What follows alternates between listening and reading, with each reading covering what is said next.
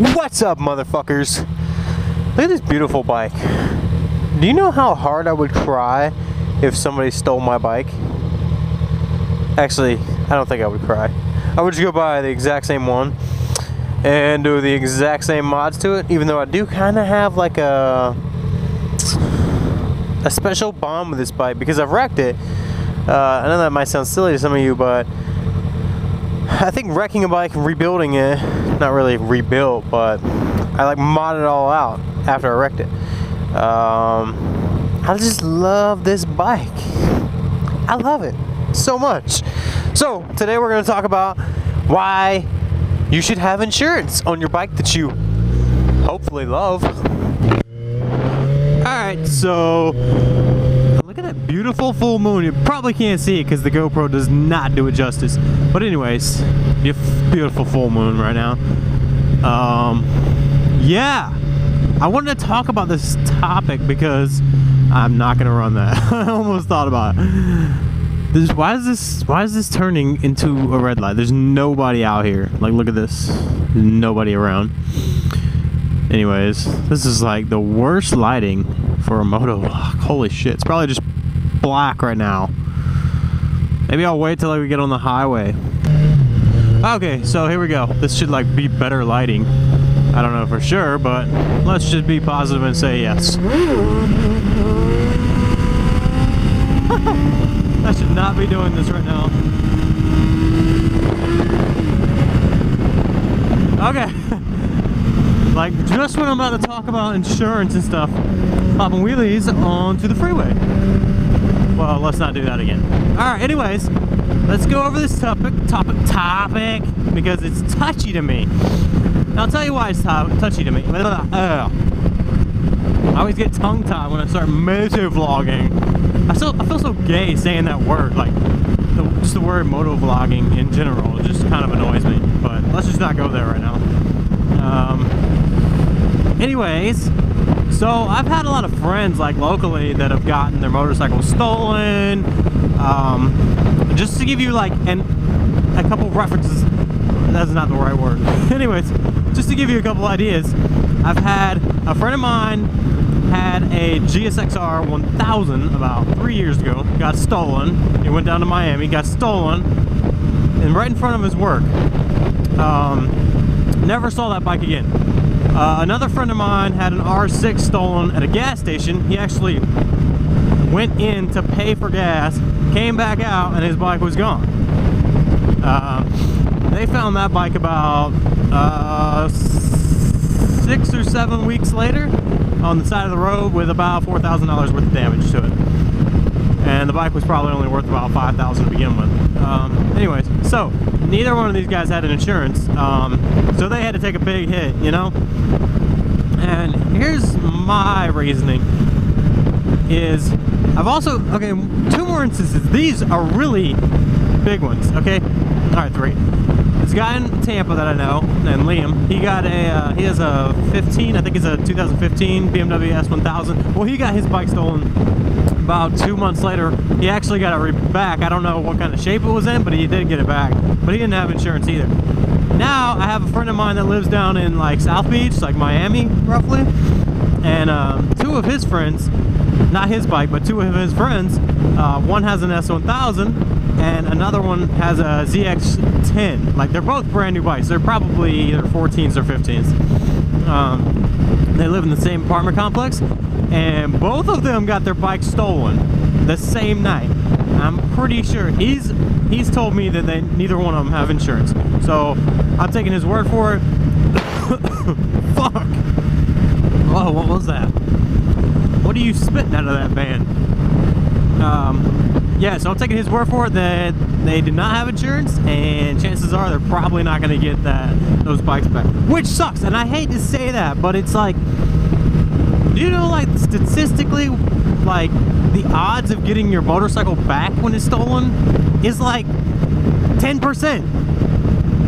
It's like very, very rare. It's not like, oh my god, yeah, I'll probably, like, pretty much like 9 times out of 10 you'll get it back. No, that's not the case at all. And if you do get it back, it's gonna be fucked up. I mean, granted, there are those instances, those cases where people get it back and it wasn't damaged, and yeah, well, you know, cross your fingers and hope that that happens to you, if it does ever happen to you. Well, on the other hand, you have people that buy these bikes that they can afford the bike, but they can't afford the insurance for it. So here they are paying $400 a month for an S1000 or so, and can't afford the insurance for it because the insurance is like $300 a month. And I know this because before I got my Ninja 1000, which insurance on this bike is about 65 bucks a month for full coverage, $500 deductible. Now when I priced a ZX10, which was with the other bike that I was looking at getting, that bike for insurance for the exact same coverage I have on this bike was $270 a month. I was like, are you fucking high? I was like, my bike payment is lower than that. I was like, I might as well just buy 2 bikes and keep one in a fucking garage and never ride it in case that one gets stolen. I'll have a backup. That's my insurance. Okay, well here's the thing. If you can't afford the insurance for a bike, I say you shouldn't buy it. That's like anything. Okay, so Florida is famous for hurricanes, okay? If you're gonna buy a house in Florida, most places are gonna, like, have you buy, what is it, like flood insurance, I guess, for hurricanes? Yeah, so whatever. I don't know, I'm not a homeowner. So anyways, you're gonna have to buy flood insurance or hurricane insurance, whatever it is. Okay, if you buy the house and they require that, and you can't afford it, you can't afford the house. Holy shit, my Bluetooth just like kicked on. Oh man, oh. Fuck, that traffic looks bad. I hate like talking and standstill traffic. I feel like everybody around me can hear what I'm saying, which I know they can't, but yeah, whatever.